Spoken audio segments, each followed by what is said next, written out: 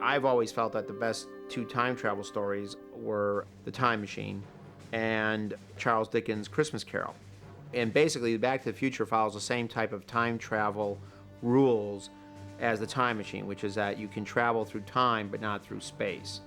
And a lot of time travel stories violate that concept. Not only do you travel 100 years in the past, but you also travel from Los Angeles to England miraculously. So we believed in the H.G. Wells time machine idea of time travel. I can't really put my finger on when I stumbled on the idea of time travel, whether it was from watching The Twilight Zone, whether it was from reading Superman comics, or whether it was when the H.G. Wells Time Machine movie, the George Pal movie in 1961 came out. But I do remember being totally fascinated by that film and it inspired me to read the book. I made my own little miniature time machine out of popsicle sticks. And the whole idea of it was just something that I totally got fascinated by. Are you telling me that you built a time machine out of a DeLorean? I'm from the future. We've got to get you home.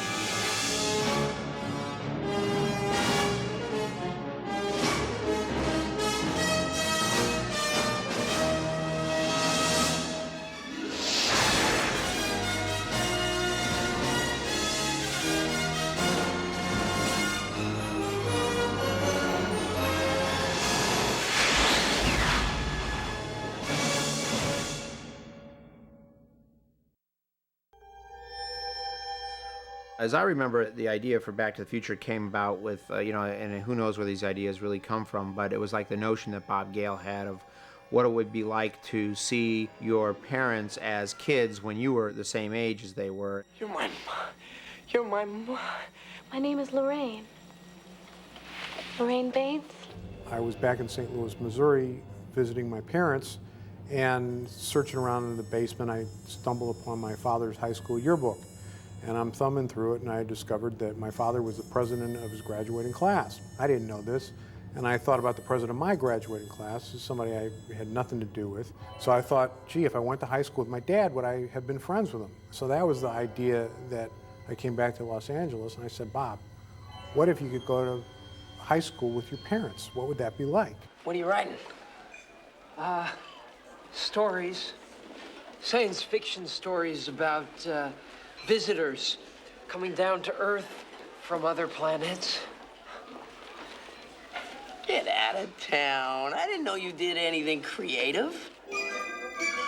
The idea that every adult was once a kid really had never been done before as a movie. This was an idea, an original idea that we'd never seen dealt with before. The time period that we selected was purely mathematical.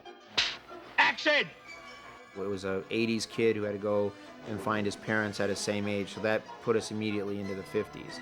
And that was also the time when the birth of the teenager happened anyway, and teenagers in America were given power by the media, power to buy things. They became an economic power.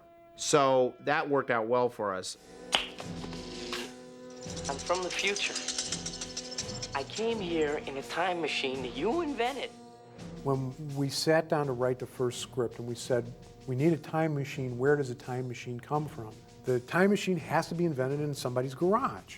The archetype American inventor that does stuff like this in his garage, it's Doc Brown. I was standing on the edge of my toilet, hanging a clock. The porcelain was wet. I slipped, hit my head on the edge of the sink, and when I came to, I had a revelation, a vision, a picture in my head, a picture of this. This is what makes time travel possible. The flux capacitor. Where did he come from? We kind of had an idea that he probably worked on the Manhattan Project. In fact, with the nuclear aspect of it, we were pretty sure that that was the case. But he went off on his own, and he had these weird ideas about flux capacitors and so forth. The very first idea of the time machine was that it was a chamber of some sort. Yeah, I guess we had it built into an old refrigerator. But it became very apparent that if you were going to really build a time machine, it should be a vehicle. And probably it should be a tracked vehicle, kind of like a tank. Because if you're going to travel to times when there were no paved roads, you'd have to be able to get around. But we decided to use the DeLorean automobile because of this joke that we had in the movie. When the time machine arrives in the past, the people who live in the farmhouse think that it's an alien spaceship. Looks like an airplane without wings. That ain't no airplane. Look.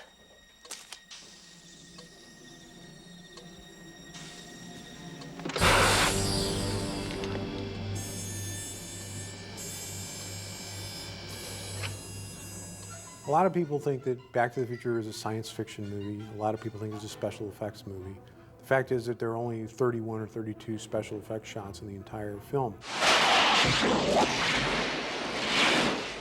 In discussing with our special effects people and our artists about what was time travel going to look like, we started coming up with, and they started coming up with all kinds of ideas. What is the space-time continuum going to look like when Marty's in the DeLorean? And all kinds of great big visual eye candy.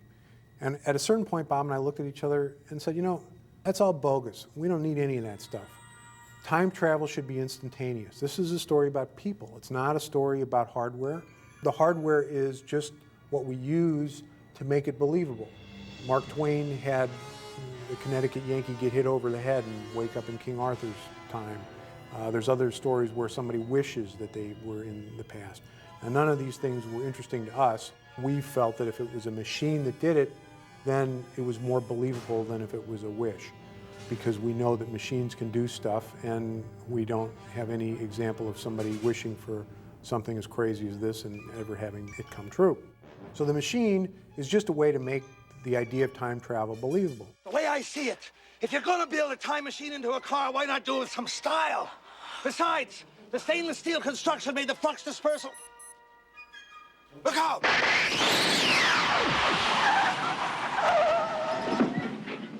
A script is something that's always changing.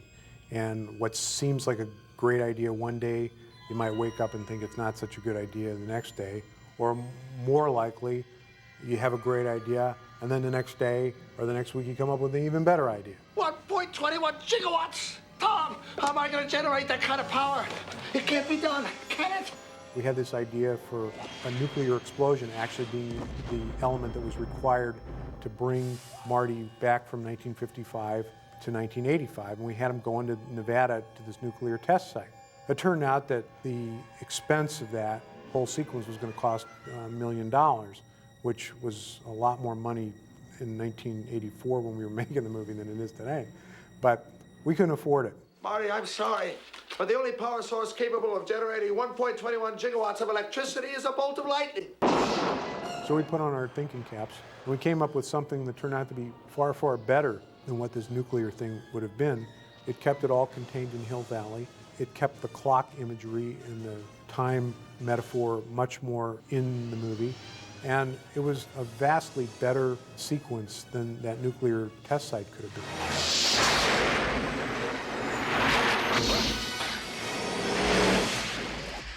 We originally wrote the project for Columbia Pictures, who put it into turnaround. And this was in the early 80s, and the average teen film in the early 80s was very R-rated. And they were sort of drinking, drugging, sex comedies, and those were the films that were making a lot of money. So most of the studios, when we went to set the film up, thought that the film was too soft because it didn't have a lot of edgy stuff in it, except for Disney, who thought that because of the relationship with the son and the mother, it was too dirty. Do you mind if we park for a while? That's a great idea. I'd love to park. Huh? I could see how it would be troubling on paper to people, the idea of a boy and his mother kind of having that kind of relationship. But so much around it was so sweet and so accessible and so engaging. And the intent was not salacious. The intent was not pandering. It wasn't meant to be, you know, gratuitously titillating. I think a man should be strong so he can stand up for himself and protect the woman he loves. And Leah, you know, was so brilliant because Leah just played it like this girl. I mean, she wasn't carrying around the whole mother thing in her head when she was playing it. She was playing what this girl might have felt when this kind of mysterious, exciting kid comes into the neighborhood. Where does he come from? Yeah, where does he live? I don't know. but I'm gonna find out. I think the purity of her performance, the purity of Bob's intention, and the purity of Bob and Bob's script to just tell an engaging story kind of took away from anything that might have been, creepy about that. Steven, very early on, he was one of the first people I had read the screenplay, and he liked it very much, and he wanted to produce it like he did in my previous films. But my previous 2 films were not successful, and I was concerned that if Steven had produced a 3rd film that was a box office flop, then I would not be able to probably get a job anywhere as a director. So I explained that to him, and he said, I think you're probably right. And then many years went by, 3 to be exact, and then I was finally hired by Michael Douglas to do Romancing the Stone, which fortunately was a hit. And then everybody wanted to do Back to the Future because Romancing the Stone was a hit movie. And I thought it would only be appropriate to go back to the one guy who was the only person who had faith in it based on the material itself, and that was Steven. Casting is something that you just feel. Crispin and Leah, they all came in and read many times and became the character. Chris Lloyd, I knew he was the perfect Doc Brown the minute he walked in the office without even having to say a word. Just by looking at him, I knew he was perfect. Christopher Lloyd says that his model for creating the character was actually the conductor Leopold Stokowski, with the hair that way and the big broad gestures. Doc Brown walks around like he's conducting the orchestra of the world, and that's what Chris drew upon. I notice your band is on the roster for the dance auditions after school today. Why even bother, McFly? You don't have a chance. You're too much like your old man. No McFly ever amounted to anything in the history of Hill Valley. Yeah, well, history is gonna change. I was doing a film called Teen Wolf, and I was shooting it in Pasadena. And some people that had showed up on the same block that we were shooting, and they were scouting location. So we said, what location are they scouting for? And somebody said, it's this new movie called Back to the Future. I remember thinking, man, it'd be great to be in a movie like that. Sounds like, a great movie. And Steven Spielberg producing. Michael J. Fox was actually our first choice for the part of Marty. And because he was doing Family Ties at the same time that we were going to be shooting, there was no way that he was going to be available to us. So it was completely out of the question. And we kept pushing our start date back because we were having such a hard time finding a kid that we thought could carry the movie. For that reason, we did these screen tests because we had to be absolutely sure. So it finally came down to an actor named C. Thomas Howell and Eric Stoltz. And Tommy's screen test was terrific, but the CEO of MCA saw the 2 screen tests, and he said, it's got to be Eric Stoltz. It's got to be Eric Stoltz. And I'm so convinced that Eric is going to be great in this part that if he doesn't work out with him, you recast it and start all over again. Okay, well, he never thought that that was ever going to happen. And we never thought it was ever going to happen, really. The studio was demanding that the movie be released on a specific day in the summer. So we cast Eric Stoltz in the lead part for Back to the Future, and this was a miscalculation on my part. I mean, Eric is a fabulous actor, and he was doing great work, and it just for some reason, to me, didn't feel like it was the right type of performance for the type of humor that I was trying to go for in the film. So I had to do a very painful thing and replace Eric with Michael J. Fox. Michael read the script, he went nuts for it. And his attitude was, hey, I don't need any sleep. I'll do whatever I can to be in this movie. And about a week later, I was in a parking lot in Pomona, freezing cold, about 2 in the morning, doing the stuff with the DeLorean and the dock. There was no preparation for me at all. I just all of a sudden was on board. I was doing Family Ties and Back to the Future at the same time, so I was getting about an hour, 2 hours sleep every day. All right, okay, McFly. Get a grip on yourself. It's all a dream. It's just a very intense dream. So it was really grueling, and it was exhausting, and it took its toll, physically and even emotionally to an extent, because I just didn't know where I was a lot of times. It was my whole life. Every waking moment was about work, but I was 22, 23 years old. It was my dream to be in the film and television business. I didn't know I'd be in them simultaneously. It was just this weird ride that somehow I got on, and I was glad I did.